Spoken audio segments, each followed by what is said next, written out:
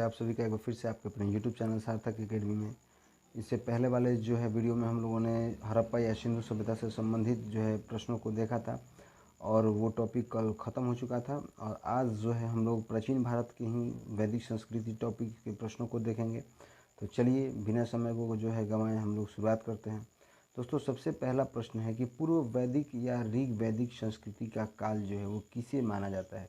तो दोस्तों, पूर्व वैदिक या ऋग वैदिक संस्कृति का काल जो है वो 1500 ईसा पूर्व से लेकर 1000 ईसा पूर्व जो है का काल जो है वो माना जाता है। ठीक है। और ये जो सेकंड नंबर है कि 1000 ईसा पूर्व और 600 ईसा पूर्व, तो ये जो है वो उत्तर वैदिक का काल है। ठीक है। तो एक ऋग्वैदिक काल जो है वो 1500 ईसा पूर्व से 1000 ईसा पूर्व तक और उत्तर वैदिक काल 1000 ईसा पूर्व से 600 ईसा पूर्व तक। चलिए बात करते हैं अगले प्रश्न की। अगला प्रश्न है कि उत्तर वैदिक संस्कृति का काल। तो दोस्तों, अभी हम लोगों ने पढ़ा कि 1000 ईसा पूर्व से लेकर 600 ईसा पूर्व तक का जो काल होता है वो उत्तर वैदिक काल होता है। ठीक है। चलिए बात करते हैं अगले प्रश्न की। तो अगला प्रश्न है कि आर्य शब्द का शाब्दिक अर्थ क्या होता है। तो आर्य शब्द का शाब्दिक अर्थ जो है वो होता है श्रेष्ठ या कुलीन। ठीक है। अब बात करते हैं अगले प्रश्न की। तो अगला प्रश्न है कि प्रारंभिक आर्यों के बारे में निम्न कथनों में से कौन सा कथन सही नहीं है, यानी कि जो असत्य कथन है उसको पहचाना है। तो आर्य जो है पहला बोल रहा है कि वे संस्कृत बोलते थे। तो हाँ दोस्तों, ये सही बात है। आर्यों को बहुत अच्छी संस्कृत की समझ थी और जानकारी थी। दूसरा क्वेश्चन है कि वे घुड़सवारी किया करते थे। तो देखिए, हम लोग पढ़ते आए ना कि आर्य जो थे वो मध्य एशिया से आए थे। तो मध्य एशिया से जो व्यक्ति आएगा वो उस समय तो साधन कोई था नहीं, जो आज की आधुनिक युग में जो है गाड़ी वगैरह। तो वो लोग जो है घोड़ा से आए थे। तो घोड़ा से कब आएंगे, जब घुड़सवारी करेंगे। तो ये भी कथन सही है। तीसरा ऑप्शन है कि वे कई झुंडों में भारत पहुँचे। तो ये भी सत्य है। चौथा है कि वे मुख्यतः नगरों में निवास करते थे। तो नहीं। अब ये बताइए कि मतलब कोई भी व्यक्ति जो है बाहर से अगर आएगा तो ये ज़रूरी नहीं है कि वो शहर में ही बसे। उसको सबसे पहले वो देखेगा कि हमें कोई एक स्थान मिल जाए। ठीक है। तो वे मुख्यतः नगरों में निवास करते हैं, ये गलत बात है और यही सही आंसर होगा। ठीक है। चलिए बात करते हैं अगले प्रश्न की। तो अगला प्रश्न है कि इनमें से किस फसल का ज्ञान वैदिक काल के लोगों को नहीं था। तो जौ और गेहूं को था ही, चावल का भी था और तंबाकू का ज्ञान उन्हें नहीं था। ठीक है। बात करते हैं अगले प्रश्नों की। उत्तर वैदिक काल के वेद विरोधी और ब्राह्मण विरोधी धार्मिक अध्यापकों को किस नाम से जाना जाता था। तो दोस्तों, इसे जो है वो श्रमण के नाम से जाना जाता था। ठीक है। इसे श्रमण, यानी कि उत्तर वैदिक काल के वेद विरोधी और ब्राह्मण विरोधी धार्मिक अध्यापकों को जो है ब्राह्मण यानी कि श्रमण के नाम से जाना जाता था। ठीक है। तो चलिए बात करते हैं अगले प्रश्न की। वैदिक गणित का महत्वपूर्ण अंग है। तो वैदिक गणित का जो है वो महत्वपूर्ण अंग है वो शुल्ब सूत्र है। ठीक है। शुल्ब सूत्र के बारे में अगर आप लोग नहीं जानते हैं तो इसकी जो मुख्य बातें वो बता दूँ कि शुल्ब सूत्र या मतलब संस्कृत के एक सूत्र ग्रंथ है जो स्रोत कर्मों से संबंधित है। ठीक है। हम जब क्लास लेंगे तो उसमें इसे और डिटेल से हम बता देंगे। ठीक है।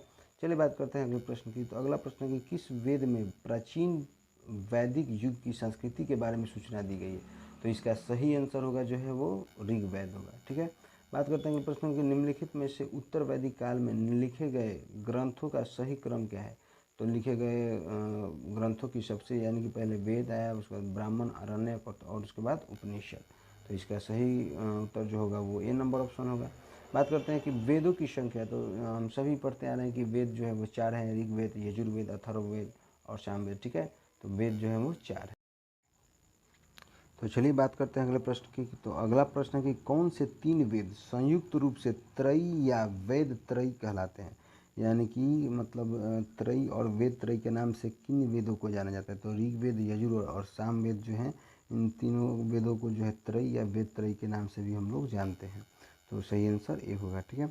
चलिए बात करते हैं अगले प्रश्न की। तो अगला प्रश्न है कि भारत के राज्य चिन्ह में प्रयुक्त होने वाला शब्द सत्यमेव जयते किस उपनिषद से लिया गया है। तो इसका सही उत्तर जो होगा वो मुंडक उपनिषद से लिया गया है। ठीक है। सही उत्तर क्या होगा, मुंडक उपनिषद।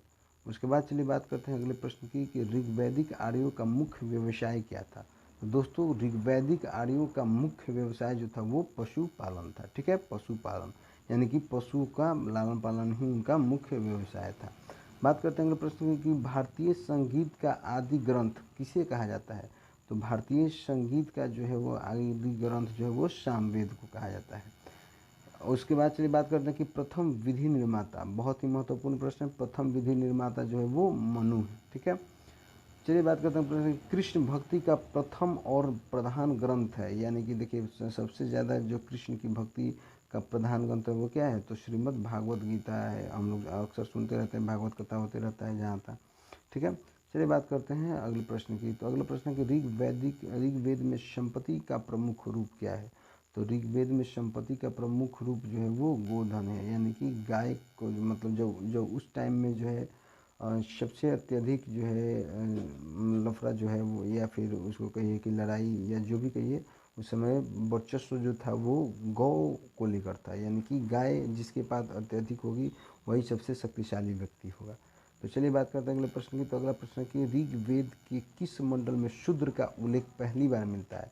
तो ऋग्वेद के 10वें मंडल में जो है वो शूद्र का उल्लेख पहली बार मिलता है।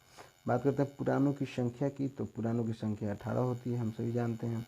उसके बाद चलिए बात करते हैं कि वैदिक धर्म का मुख्य लक्षण इनमें से किसकी उपासना था।